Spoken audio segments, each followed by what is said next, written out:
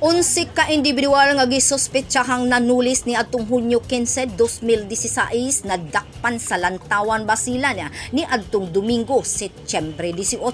Ang mga suspetsyado mao kunoy responsable sa pagpanulis ni adtong Hunyo 15, tuig 2016 sa Setyo Pangasan, Barangay Tayran, Lantawan, Basilan.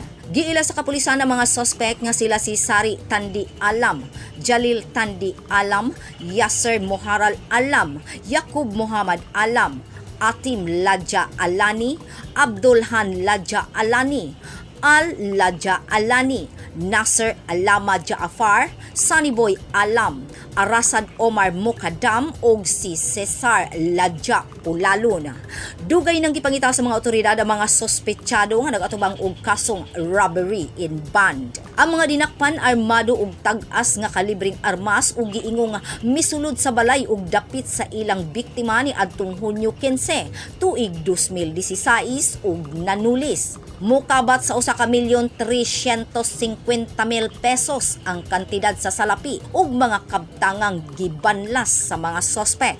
Sumala sa kapulisan sa lungsod sa Lantawan, nakadawat sila og impormasyon nga ang mga sospek nakit-an didto sa Barangay Tayran, Lantawan, Basilan. Tungod sa hiniusang puwersa sa Lantawan Municipal Police Station, 1st Mobile Patrol, 2nd Basilan Provincial Mobile Force Company ug 19th Special Forces Company Patrol Base, nadakpan ang 11 ka mga sospek nga nagplanong muikyas na unta gamit ang tambo. Ana-ana karon sa kustudiya sa Lantawan Municipal Police Station ang mga suspect alang sa dokumentasyon ug tukmang disposisyon. Una pa ipresentar ngadto sa nag-isyu nga korte. Gidayig ni Police Brigadier General John Guyguyon ang malampusong pagsikop sa mga suspetsyado.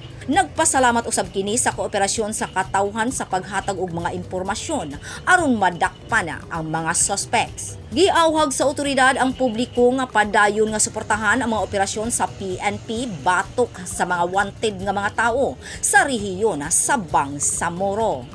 Grace Alcunaba, Newsline Philippines, Basilan Province. Stay safe.